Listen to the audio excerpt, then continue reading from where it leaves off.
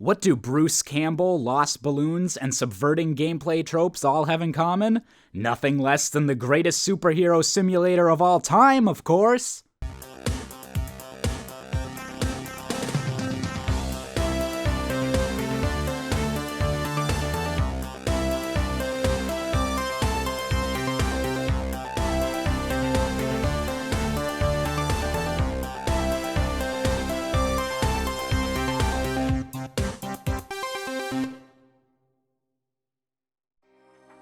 Ah, comic book games. Sometimes they work and sometimes they don't.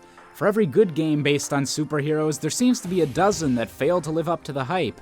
After all, these games are about superheroes. Shouldn't they be super as well? The few games that have managed to achieve success have done so by finding genres that fit the characters well.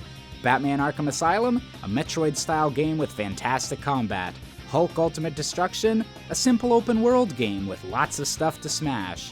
But before any of these titles, there was a game that decided to blaze a new trail. A game that dared to be more than just a marketing tie-in. A game that was eager to be different. A game that took the best aspects of its source material and uprooted gaming conventions just to maintain them. Ladies and gentlemen, allow me to introduce you to Spider-Man 2.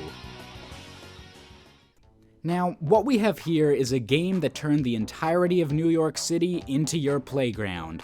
While previous Spider-Man games had focused on different parts of the webhead's powers, such as punching things, wall crawling, and punching more things, this was the first game that managed to combine all of Spidey's powers and the city he protects into one cohesive package. You could explore the entire island of Manhattan at your leisure, and for the first time, the web system was all physics-based. Instead of somehow swinging from the clouds, your webs had to connect to physical objects before you could begin swinging through the city.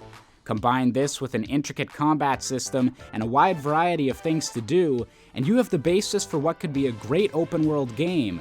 However, there's much more to a great Spider-Man game than just getting the web swinging right.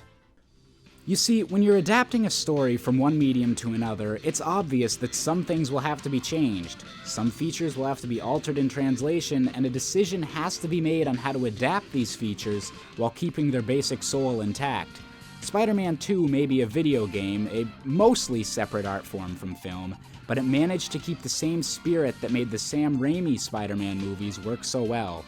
Raimi's unique sense of style as a filmmaker comes from subverting genre conventions and innovating beyond the givens of his field, and this same brand of tongue-in-cheek comedy can be found in Spider-Man 2.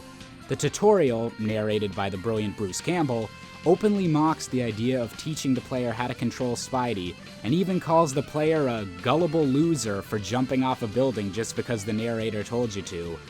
This parody of tutorial conventions continues with the hint tokens, placed around the map as collectibles. Instead of every token actually giving you useful advice, most of them are delivered with sarcastic abandon by Mr. Campbell, and some even just give you tourist tips about New York City itself. Perhaps the greatest exhibit of cheesy innovation in this game, however, is the final battle against Mysterio, in which after a massive health bar is menacingly filled up during the pre-fight cutscene, it only takes a single punch to completely deplete the darn thing. The game continually takes things we've come to expect from video games and turns them on their head in the hopes of achieving the same B-movie feel as Sam Raimi's films. This subversion of gaming tropes doesn't stop here, however. As I said, Spider-Man 2 is essentially a complete Spider-Man simulator, and to accomplish this, the game had to go completely against the grain in some cases.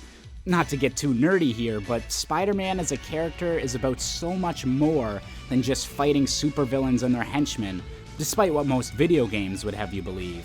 Spider-Man isn't about brooding vengeance or secret destinies. It's about a normal person, just like you and me, being given great power and deciding to take the responsibility to use that power for good.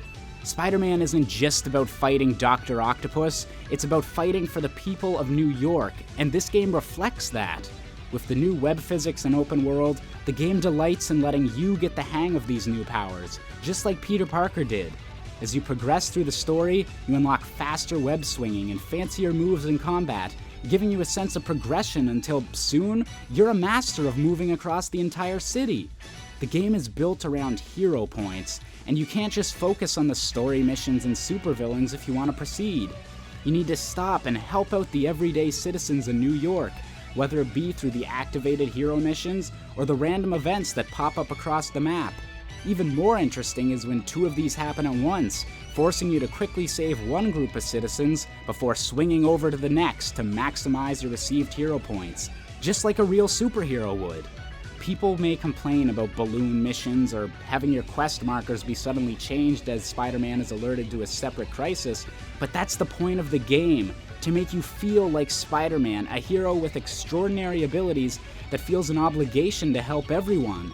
The game could have easily streamlined things, but instead chose to force the player to learn to be the most effective hero they can be.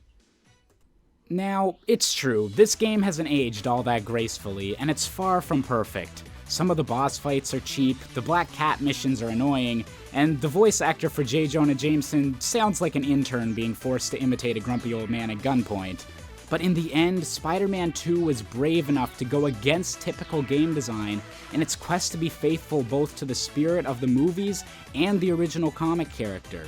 It truly understands what made both of these properties work, and then managed to build a fantastic open-world game around it. And besides, how could a game that has you swinging through the city to deliver pizzas be considered anything less than really freaking clever? Please subscribe, like, comment, and please subscribe. Spider-Man would want you to. Spider-Man's an RFC fan too. Hey there, why don't you like, comment, and subscribe? You got no reason to hide. You could also follow me on Twitter. I guess this thing don't rhyme no more. But while we're listing off social media, you could join the Facebook group or sign up to see my live streams on Twitch. But mostly just follow my Twitter, cause that's where I post the most things. But more importantly, just please, like, comment, and subscribe.